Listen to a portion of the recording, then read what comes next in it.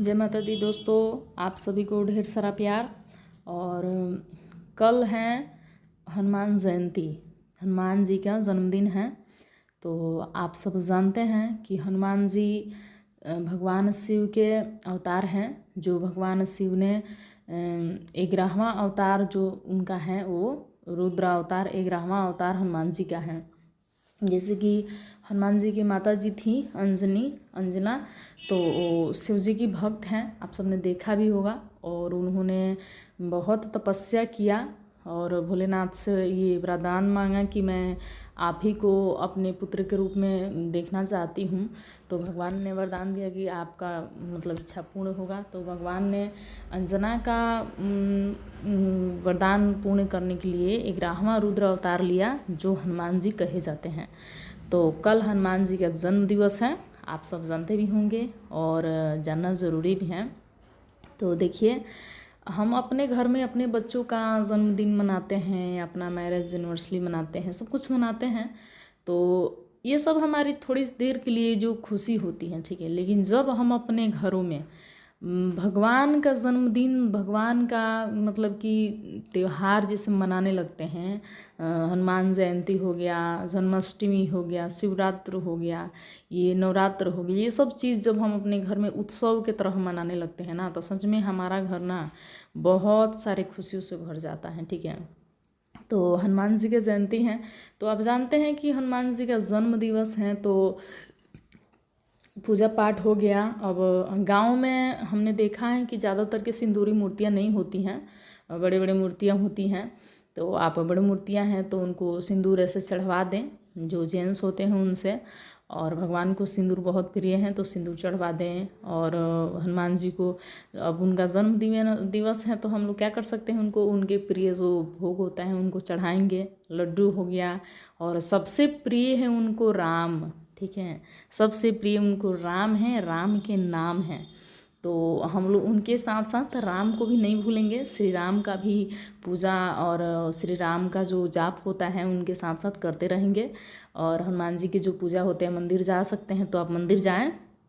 चोला अगर आपके यहाँ चढ़ाने की व्यवस्था है तो चोला चढ़वाएं, और बूंदी लड्डू का ये सब भोग लगाएं भगवान को। और हनुमान जी का जो पाठ होता है सुंदर कांड का, विशेष रामायण में दिया है, पंचम सोपान है, मतलब 5वां सोपान, मतलब 5वां अध्याय में जो है वो रामायण में भी है सुंदरकांड। और नहीं तो आप अलग से भी सुंदरकांड पढ़ सकते हैं, लेकर सुंदरकांड पढ़िए और सुंदरकांड पढ़िए। हनुमान चालीसा तो आप जानते हैं कि ये एकदम बारूद की तरह काम करता है हमारे जीवन में दुख कष्टों को दूर करने के लिए। तो हनुमान चालीसा पढ़िए और हनुमान अष्टक पढ़िए, ठीक है।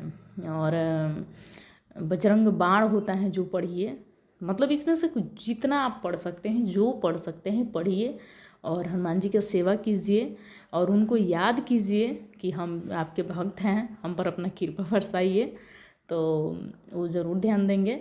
और आप ज़्यादा से ज़्यादा राम नाम रटिए। जब राम नाम आप रटेंगे ना, तो आप हनुमान जी को नहीं भी याद करेंगे ना, तो हनुमान जी आपके यहाँ ज़रूर जाएंगे, आपको देखने ज़रूर जाएंगे, ठीक है। क्योंकि राम नाम में उनकी सांसें हैं और राम नाम की माला वो रात दिन जपते हैं। तो यही जानकारी था कि हनुमान चालीसा या कुछ भी हो गया, जैसे मतलब उनको मतलब कि कुछ भी करके खुश किया जाए।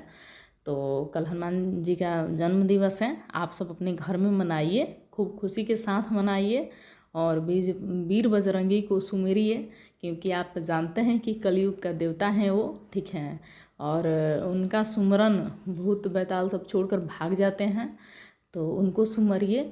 और देखिए, उनकी सेवा में एक बात को आपको ध्यान रखना रहता है, जो वो होती है सात्विकता, ठीक है। मैंने एक वीडियो में और भी बताया है कि उनका सेवा बहुत जल्दी फलित हो जाएगा। लेकिन आप अगर सात्विकता का ध्यान रखते करते हैं, जब अब मान लीजिए सात्विकता में मांस मदिरा ये तो मतलब दूर है, लहसुन प्याज भी आता है, इससे भी आप परहेज करें, ठीक है। जब उनका पाठ और उनका जाप करें तो, और जो अपना मन होता है ना, वो मन को एकत्रित मतलब एक जगह लगाएं, ठीक है। और सात्विकता बना के रखें मन में, किसी भी प्रकार का कोई सा भी मतलब इधर उधर का बात या कुछ भी मन में ना रखें। तो अब वो हनुमान जी का पूजा बहुत जल्दी फलित होगा। और मैं भी एक भगवान राम की और हनुमान की दासी हूँ, तो इसलिए बता रही हूँ, आप सब कीजिएगा और हनुमान जी को खूब पूजिए, जबकि आपका जीवन मंगलमय हो। और एक लाइक किया कीजिए, आप लाइक कीजिएगा तो ऐसे ही आने वाला बहुत सारा जो दिन है, बहुत कुछ मुझे मालूम है जो मैं आप सबसे शेयर करूँगी। जय माता दी दोस्तों, बाय, टेक केयर, फिर मिलेंगे।